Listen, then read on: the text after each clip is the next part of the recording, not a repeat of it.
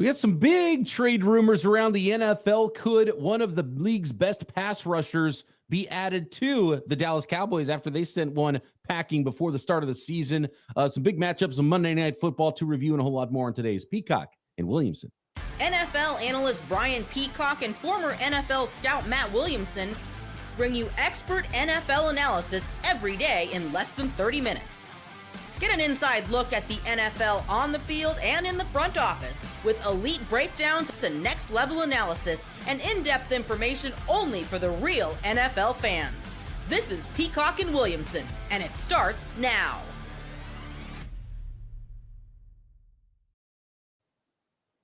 Welcome to the Peacock and Williamson NFL Show. Brian Peacock alongside Matt Williamson at BD Peacock at Williamson NFL. Thanks, everybody, for making us your first listen on the Locked On Podcast Network, your team every day. Love our everydayers. Thanks for hanging with us. A lot of you still aren't subscribed, so stop right now. Make sure you remedy that. Hit that subscribe button for us.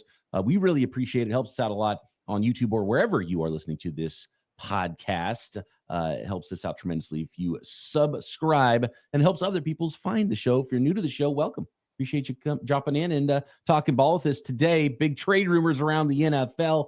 This episode brought to you by our friends at FanDuel. And right now, new customers can bet just $5. And if your bet wins, you'll get $300 in bonus bets to use across the FanDuel app. We got a big one here. This is some breaking news as reported by Trey Wingo. And Trey Wingo is not usually the breaking news bomber for the NFL, right? But according to Trey Wingo's sources, the Dallas Cowboys have made inquiries with the Las Vegas Raiders about a potential trade for Maxx Crosby. We crushed the Raiders. We've talked about how bad the Raiders are in their current situation right now, seem to be getting worse week to week. The Dallas Cowboys, we've crushed them because of what they did to their defense before the season started, not being able to get a deal done with Micah Parsons, sending him to Green Bay. Clearly, their defense is lacking, and they need a player like that. So could the Dallas Cowboys remedy that and end up just going and getting a different pass rusher, a different edge guy than Micah Parsons in Maxx Crosby? I think we've got to look at this from both sides of, okay, does it make sense for the Cowboys? Does it make sense for the Raiders? And when you're the Dallas Cowboys, I think that one's pretty easy because, Matt, it makes a ton of sense when you can score with anybody. You might have the league's MVP at quarterback. You get CeeDee Lamb back. And so you got to be able to limit opposing teams from scoring and outscoring you. And the Cowboys haven't been good at doing that this year. So clearly they have the need, and they have a need on one side of the ball. So I like it from the Cowboys' perspective. What do you think the Raiders' perspective is when they get that phone call from the Cowboys? Yeah, let's start with the Raiders. So, side note, I just want to make sure I say this. I think they will trade Jakobi Meyers without question. I'm not even sure he's hurt. I mean, he's been out. I'm sure he is. But I think they're pretty fond of Jack Besh, who's the kind of their big slot. They want to get him on the field. So I think that they are sellers and will move some pieces starting with Meyers or including Meyers. And I don't think you'll get a ton for him, 5th-round pick, something along those lines.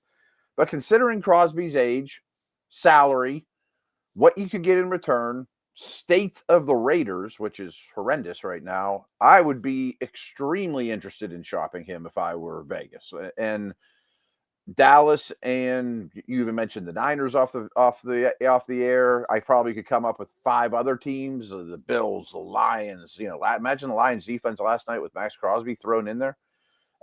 Should be highly interested. So I think there would be several suitors to drive the price up.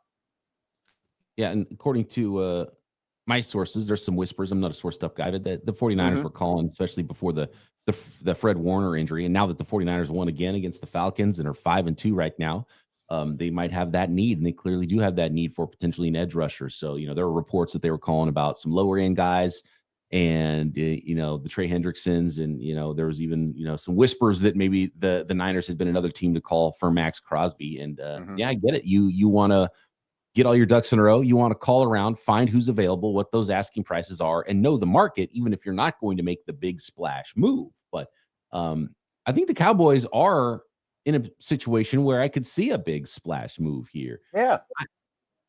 How much do you have to give up to get a Maxx Crosby, Matt? Because one of the things I'm looking at it from the Raiders' perspective is like, yes, you're terrible and your team's bad right now, but like, sending Jacoby Myers away and playing Jack Besh, that's a move to help you in the future because you aren't going anywhere now. If you trade away Maxx Crosby, he should be a foundational piece with a lot of good years left of being good in 2026 and beyond. And if all you get is a first round pick for him, then it becomes the old joke where it's like, I could get a, would you rather have a boat or the mystery box? And it's like, yeah, the mystery box could be anything. It could even be a boat. Right. So, and that's kind of what we've seen with the Dallas Cowboys is they, you ship a guy off and now you have this huge need that you create. And if they don't trade for Maxx Crosby, they'll probably draft the best edge rusher anyway with one of those first round picks they got from Green Bay. And who knows if that player is going to be good or not. And so you have to give up a lot, I think. So what would that price be for you? I just double checked. He's 28 years old. I would have thought he was a little older than that because I don't think he came out of school early. He seems like he's been around a long time. Mm-hmm. So I hope this isn't the case with him, but he plays an ungodly amount of snaps. I mean, for a defensive end, like he never comes off the field. I wonder if that hurts his longevity. I'm just throwing that out there as any negatives I could come up with because it's pretty hard to come up with Maxx Crosby negatives because he's a tremendous player. You mentioned a couple names too. I want to throw these out here as well. Like I think you could get an edge rusher off the Dolphins.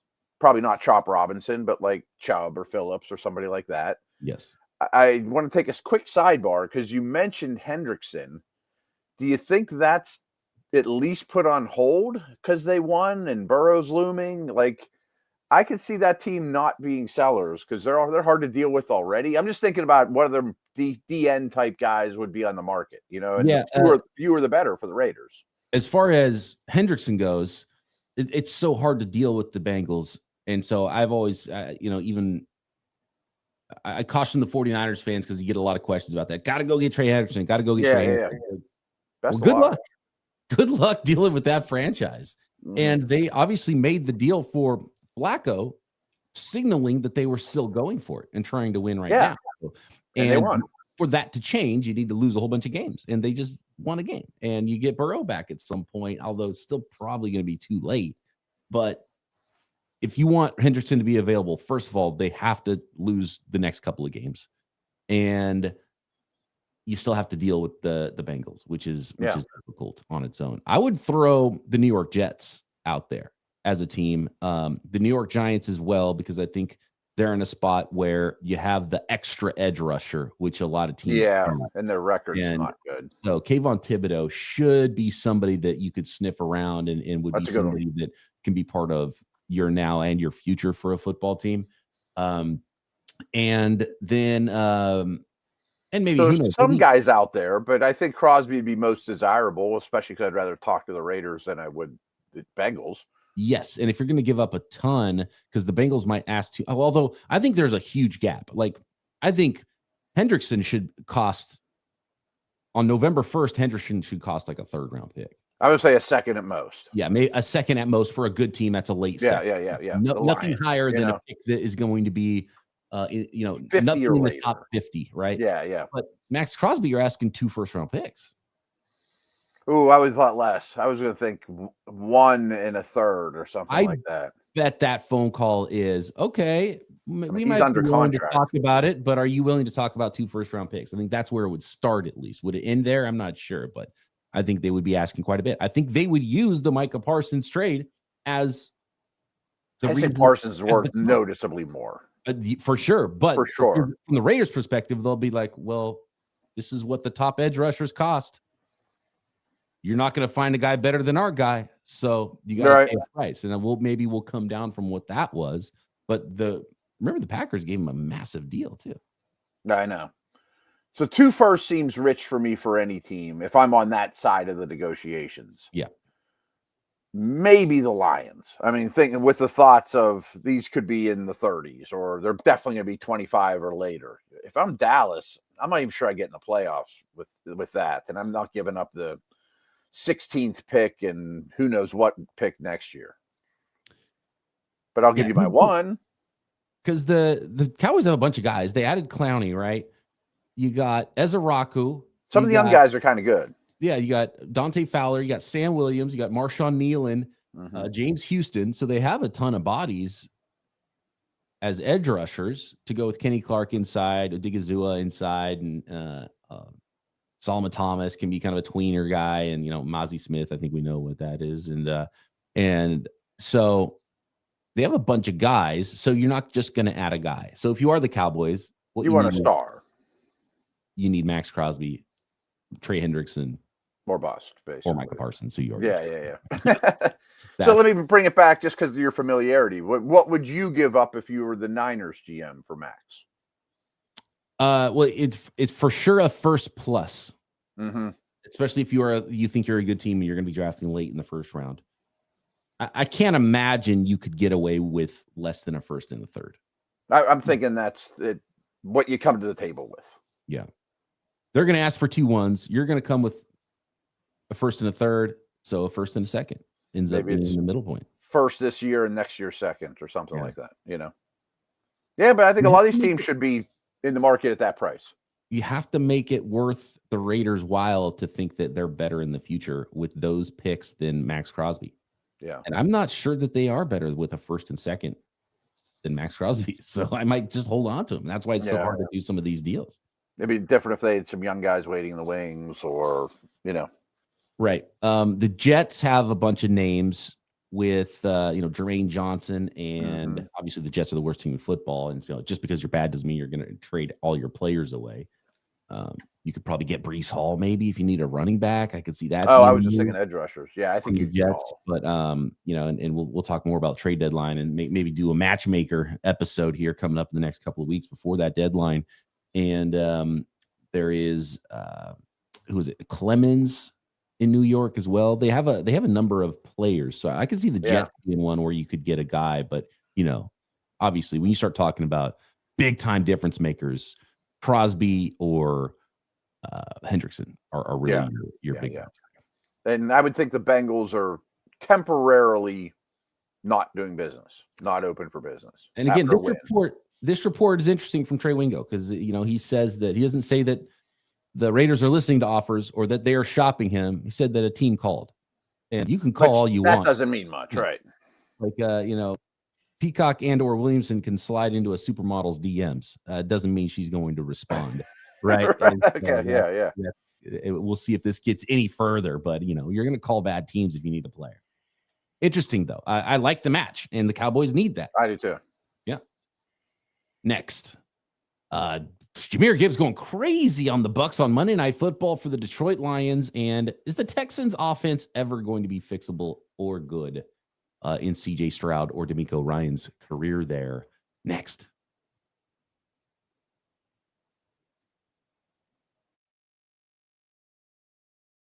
I'm Cody Rourke from Locked On Broncos, and this episode is brought to you by Peloton. Peloton is shaping the future of fitness with the brand new Peloton Cross-Training Tread Plus, powered by Peloton IQ. This is Peloton's most advanced equipment yet, giving you real-time guidance and endless ways to move, whether you're running, lifting, or you're cross-training with your favorite instructors like Alex Toussaint. It's training reimagined to make your workout more personal. Peloton is built for breakthroughs with features that help you plan, stay motivated, and hit peak performance. You can let yourself run, lift, flex, and go while Peloton handles all the rest. Plus, Peloton IQ provides real-time strength coaching, tracking your progress and suggesting weights that challenge you so you can get stronger. Plus, the new movement tracking camera, it counts your reps and corrects your form in real time, making sure every rep is safer and smarter. So let yourself run, lift, flex, push, and go. Explore the new Peloton Cross-Training Tread Plus at onepeloton.com. This episode is also brought to you by Mazda. Mazda crafts cars for those who do more than simply move. Mazda delivers confidence with every ride, with more IIHS top safety pick awards than anyone else. And if you've never driven a Mazda, you got to go to your nearest dealer and feel the difference for yourself, because it makes everyday drives feel like anything but, from smooth handling to intuitive controls. And I'm serious, I've been driving a Mazda for the last 10 years. I love my CX-5. It drives better than anything else in its class. It feels like it's in another class when you just sit in a Mazda, when you drive and feel the handling of how it performs, the craftsmanship, every detail. And Details matter for Mazda. From footwork to breath work, athletes sweat all the details, and it's the same for Mazda. Mazda brings that same intention to how they craft every model. So, like the players on the field, Mazda sweats every detail, because when you make every move count, impossible becomes irrelevant. Mazda, move and be moved.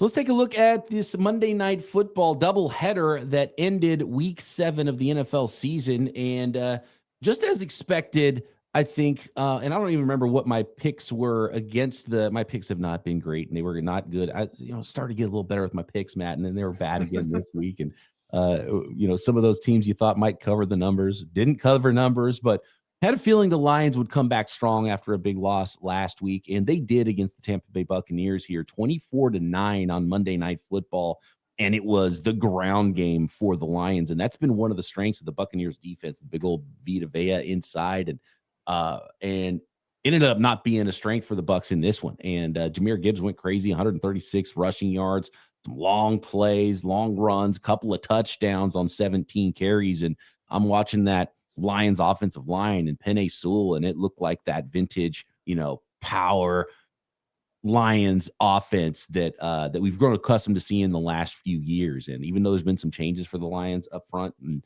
Ragnow retiring and a new offensive coordinator, it looked a lot like that same team. So, which is a great sign for Lions fans out there. Great sign for Lions fans. And St. Brown was a big contributor. I thought Goff played well, but it was almost like Jahmyr Gibbs watched that Niners-Falcons broadcast about, running back week, and Bijan's the best player on the planet, and all the McCaffrey accolades. And we're like, yeah, don't forget about me either here in prime time. I'm not too shabby either. He's remarkable to watch. He's so explosive, so athletic, does it all. But I also thought the Lions defense made a ton of plays, just tip balls that would have almost been completions, and, harassing Baker just enough and making everything hard on Tampa. I think it was a really well-rounded evening from the Lions, and tough environment for Tampa. I'm not necessarily worried about the Bucs, but I hate the Mike Evans injury, concussion and shoulder. That did not look good at all. After coming back, right? Yeah. From another injury. So Ekbuka's been banged up. You get the youngster and Tez Johnson involved a little bit more in this game, but and it was enough for the Buccaneers last week, even though they were missing all their top receivers. But the degree of difficulty definitely goes up when you're playing with that group for Baker Mayfield, and then getting harassed on top of it. And then when the other team's playing keep away and has a good ground game going, you see how difficult that gets. And we just ran into a Lions team that played their game, and that game script was not conducive to the Buccaneers having a good one there. 24-9, the final. Lions improved to 5-2. The Bucs fall to 5-2. And then the other Monday nighter, Matt, is the Seattle Seahawks that improved to 5-2, defeating the Houston Texans 27-19. The Texans now had been on a little bit of a roll after losing their first 3 games. And first of all, we got to talk about the bottleneck in the NFC with these 5-2 teams. Yeah, how about it? Have not suddenly in the NFC. But my big takeaway here, and it was funny because I was really watching the defenses in this game because I happen to have the Texans and Seahawks defenses. And I try to make those matchups week to week, and they're both really good defenses. And I was really struggling. I was like, which defense do I want to play in this one? And I ended up playing the Seahawks defense because I trusted the Seahawks offense more than I trusted the Texans offense, which ended up being the right move, although you got a little touchdown on the Texans side. So I don't think it mattered which one I actually played in my fantasy team, but it's saying something when, as good as the Texans defense is, you trust their offense so little. And that this team is like, I think they have a good head coach. They've got an awesome defense. And then they're supposed to have a good quarterback. This is not supposed to be a 2-4 team. It's not supposed to be a bad football team in Houston. No, they're frustrating. It'd be really tough to be a Texans fan right now just because you don't see enough progress. I think Stroud is not the problem, but I've got several tweets last night, is Stroud overrated? And I'm like, he's not getting Lawrence level of difficult to defend, but you got to blame him a little. They don't pick up pass protection well still. They still don't run the ball very well. And just perusing the stats, there's some really interesting ones from last night because Seattle controlled the action. and won this game by 8 points, but they lost the turnover ratio 4-1, or this thing probably isn't even close. And then two things you felt during the game that I just wanted to, is why I double checked, was Houston took 10 penalties for 105 yards. Seattle took 12 for 93 yards. And both these teams on third down were 2-15 for Houston and 2-14 for Seattle. Like, horrendous in penalties, horrendous on third down. One team was terrible with turnovers, and they still beat Houston pretty handily. You know, the Seahawks, I'm on board. They're a little bit of a I'm a classic. fan. Yeah, there's a classic Sam Darnold moment with the touchdown, and then almost two other safeties, one for each team. Yeah, which true. I think Stroud. I think that was a safety. Yeah, Will Anderson, I thought was awfully close too. And so how about Smith-Njigba though too? I threw out on Twitter, is he a top 5 wide receiver? I mean, it's taking me a hard time to. Yeah, he's right there. He's right there with CeeDee Lamb, and they play such a similar style too. Yeah. And so he's like stretching his style. He's getting downfield and he's always open. Yeah. He's so smooth, and you don't really realize how athletic he is, but he's just really good at getting open. He's smart. If you go back to the college days with, and now I've seen what Igbuka's doing. And Igbuka was always the backup to all these other Ohio State wide receivers too, which is crazy. Those Ohio State guys rave about Smith-Njigba a little more than the other dudes. Right. That's what I was going to say. Is like, if you ask Olave and you ask Harrison and you ask Igbuka, like, Jackson Smith-Njigba was always the guy, and he was the one that they rave about. And especially this day and age in the NFL where you can move receivers around, you get him in the slot, and he's just good outside too, and he's so clearly their number one guy too. So if you're like for fantasy purposes, you just, it's much like the CeeDee Lamb thing where you just feel really good putting that guy in your lineup every week, and you know that he's going to get 14 targets and have 8 catches for potentially 123 yards. He might get a touchdown in there as well, which he did in this game. He's getting deep balls this year too. He's not just nickel and diming. Like, he's definitely leveled up, and him and Darnold are a really good marriage together.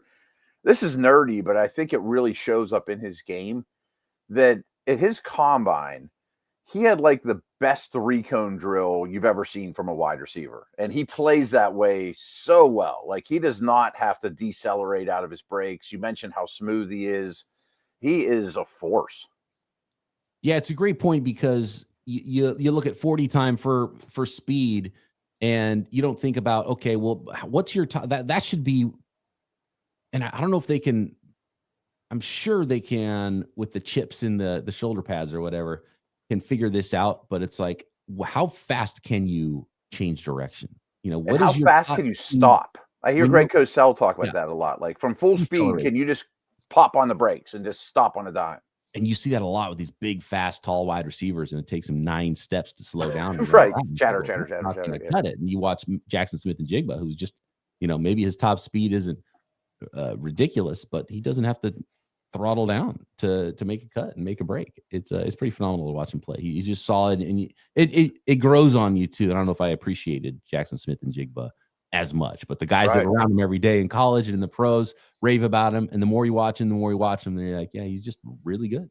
Watching Antonio Brown up close for all those years, I was always shocked. It was like you're driving your car at a high speed, and you don't even have to hit the brake to make a right turn. Right. You know what I mean? Like, you just do it. You just make a 90-degree turn without ever hitting the brake.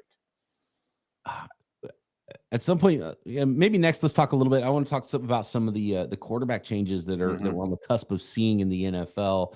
Some really funny stuff from Luke Braun of Locked On Vikings, talking about how bad Carson Wentz was for the Vikings. Might be a change afoot there, away from Wentz, and a whole lot more. But I want to talk more about the Texans wide receivers as well, especially Collins' injury too. Next. This episode of Peacock and Williamson brought to you by FanDuel, America's #1 sports book. NFL season rolling along, 7 weeks done, on to week 8, and almost halfway through the season.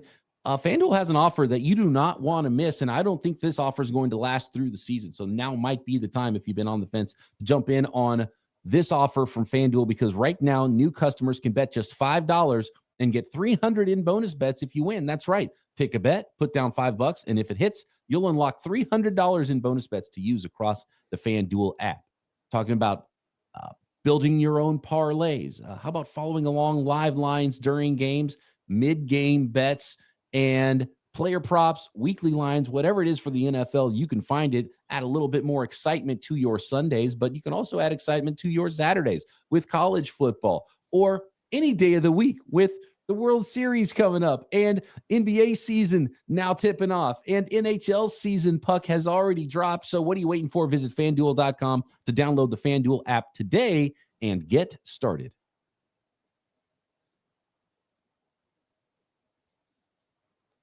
So Nico Collins has what looks to be a concussion, which is something obviously to monitor.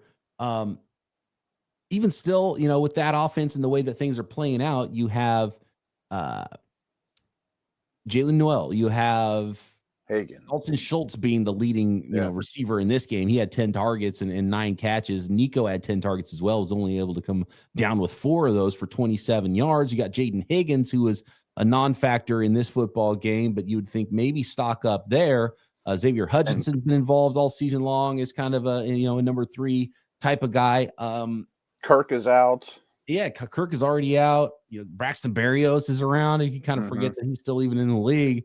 It's not going to help the Houston Texans offense and CJ Stroud to not have Nico Collins involved. And already Nico Collins hadn't had the year that I think we all expected. You put him in the top tier of guys. We were talking about where Njigba belongs in the in the elites potentially of the NFL at wide receiver. Nico Collins was supposed to be that guy this year. Yeah, I would have had him borderline top 5 in the before the season started. Not Chase or Jefferson, but not far behind. I don't know that he got worse. I just think the surroundings there are a mess, and they also, wanted to throw this out there too, that without him in there, all those names you mentioned are kind of encouraging, but kind of not trustworthy at all. They don't get much of a presence in the receiving game from running backs and tight ends either. Is this kind of the beginning of the end? I mean, if he misses a couple games, they're already in such a hole. And if they lose last night, I don't see Stroud elevating everyone like Dak did when Lamb was out, type of thing, I mean, and the Colts have the best record in football in their division too. So right, yeah. This is not going to be a one time out if you're the Houston Texans right now. And you're not going to get better on defense. You're already great there. I mean, I think the Raiders are the most disappointing team in the league. I expect them just not to stink. But of the teams you thought that could contend, Houston's in the conversation too. Yeah, I mean, Houston and Baltimore are clearly the ones. Baltimore's without their quarterback right now, so that's a little bit easier to explain away. But they were already bad, obviously, before that. One other quick note: it was nice to see Elijah Arroyo, big rookie, athletic tight end. He moves around well. Or getting him involved early too. Getting first quarter targets, and takes young receivers and pass catching tight ends a little bit of time to get going in the NFL. So I'm a big Barner fan too. He's much more of a rugged, old school, but they're a good pairing. Quarterback changes. Are we going to see a quarterback change in Minnesota? Luke Braun of Locked On Vikings had a little bit of a rant. Basically, he said that Carson Wentz should be locked up. He's essentially like holding the Vikings hostage. He doesn't ever want to see him throw another pass for the Minnesota Vikings in a failed revenge game against the Philadelphia Eagles last week. And I went back and watched some of it. And yeah, man, Carson Wentz was bad, just completely missing guys. And so if you are the Vikings, you're hoping you get JJ McCarthy back soon. But if he's not ready, do you go to Max Crosby? Well, a couple notes. Oh, I want to throw one thing out too. The Vikings just played the Eagles. Brandon Graham sounds like he's coming back for the Eagles, which I think is just a pretty cool story. I mean, he's an all-time great Eagle. Just wanted to throw that out there today. I do know from good sources that they love Brosmer in that building.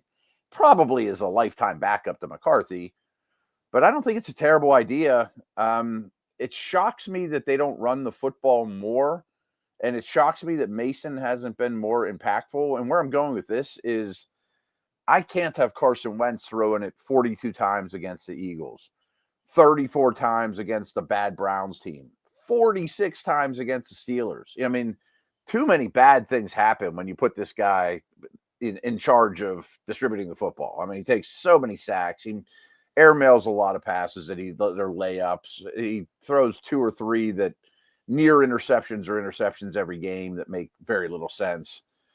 I think I would go with Brosmer, but this is they may not have a quarterback even when everyone's healthy.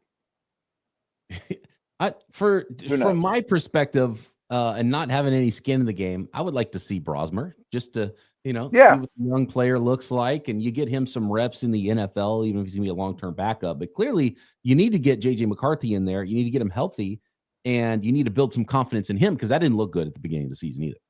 No, I would say no one's played quarterback well for the Vikings in 2025. Which brings us to the Jets and the Panthers, and it's not a benching because Bryce Young is hurt, but I think it was going to be a borderline benching anyway to see Andy Dalton in there. And the Panthers don't look now, but they're 4-3 with Andy Dalton. They got a 2-headed monster at running back that's working well for them. Could they be at least a thorn in the side of some teams in the NFC South? And could they potentially win more games with Dalton than they would have with Bryce Young down the stretch? I don't think it'd be a thorn, but they could be a success story and an improving organization. I think Dalton gives them the best chance to win. And Fields straight up benched for the New York Jets. The 0-7 Jets, totally there's not going to be an answer there. Things aren't going to go great, I don't think, for Tyrod Taylor or anybody else that you plug in at quarterback for the Jets. But you got to do something, and things aren't going well, so you got to change some things. And so what do you think about the Jets quarterback situation right now as we head toward week 8?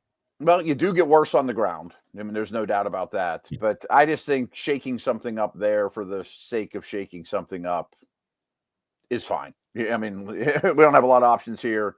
Put the veteran that knows things. I don't think it's going to make much difference. And maybe just things start to run more traditionally, and you're able to get the ball in your pass catcher's hands a little bit, and then the run game becomes a normal run game instead of a quarterback-centric run game. That might help Breece Hall. That might help Garrett Wilson, when he's 100%. Flow of things, yeah. And so you have to do something. And this kind of brings us full circle back to the original report of the Maxx Crosby, trade suitors potentially. And a lot of this, when you look from the outside in, you think, okay, this organization should be going in this direction. But there's self-preservation inside those buildings with coaches and GMs, and you don't want to make yourself worse because you're trying to save your own job. And so you see a lot of moves happen because of self-preservation rather than what might help an organization. Oh, 1,000%. And so, whether it's the Jets and who's going to play quarterback, or whether it's the Raiders and whether or not you're going to trade guys, or actually the Jets and whether or not they're not, would you listen to offers on Will McDonald, but he's a younger player and you think you might be good with him in the future? Are you going to make yourself worse now? Because if you're the GM or the head coach, it makes it more likely you're going to get fired. Let's maybe talk about this one tomorrow or when we preview their game, but Miami's the best example of this going. Yeah, absolutely. And that's like a whole segment. Yeah. I would like to hear from some Raiders fans, some Dolphins fans, some Jets fans. Would you be listening to offers? Do you think your team will be listening to offers? And any Texans fans out there, what's going on? Is it just as easy as the offensive line? Is it never getting the coordinator right? Is Stroud actually not that good? Let us know what you guys think and get those questions in for tomorrow's mailbag episode at BD Peacock, at Williamson NFL. Drop a comment or a question on YouTube. Subscribe while you're there. And Matt and I back tomorrow right here. Peacock and Williamson.